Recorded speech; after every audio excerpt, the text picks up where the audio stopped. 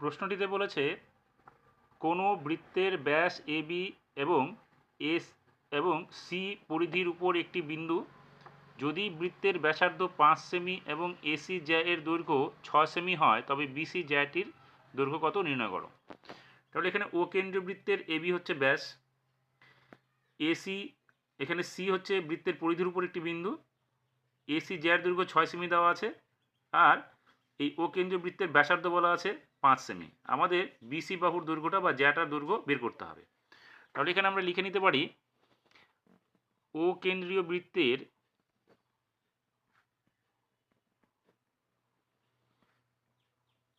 ব্যাসার্ধ সমান চিহ্ন কত আছে 5 সেমি। তাহলে অতএব ব্যাস কত হবে, ব্যাস তার দ্বিগুণ হবে, অর্থাৎ 2 গুণ 5 সেমি, অর্থাৎ 10 সেমি। এখন আমাদের এখানে দেখতে হবে কোণ এসি বিটা। দেখো কোণ এসি বি কী হবে, যেহেতু ও কেন্দ্রীয় বৃত্তের এ বিটা ব্যাস, তার মানে কোণ এ ও বি এটা হচ্ছে সরল কোণ। তাহলে পরিধিস্থ কোণ এটা, এটা হচ্ছে কেন্দ্রস্থ কোণ। পরিধিস্থ কোণ কী হয়, কেন্দ্রস্থ কোণের অর্ধেক হয়। তাহলে কোণ এসিবি কী হবে, হাফ ইন্টু কোণ এ ও বি। তাহলে হাফ ইন্টু 180 ডিগ্রি, তার মানে হচ্ছে 90 ডিগ্রি। অর্থাৎ আমরা কি দেখতে পেলাম, ত্রিভুজ এ বি সি একটি সমকোণ। তাহলে সমকোণের বিপরীত বাহু অর্থাৎ এ বি এটা হচ্ছে অতিভুজ।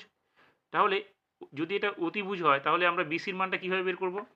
তাহলে অতএব বিসি ইকুয়ালস টু কী হবে, অতিভুজ স্কোয়ার মাইনাস লম্ব বা ভূমি স্কোয়ার। তাহলে এখানে A B square minus AC square করব।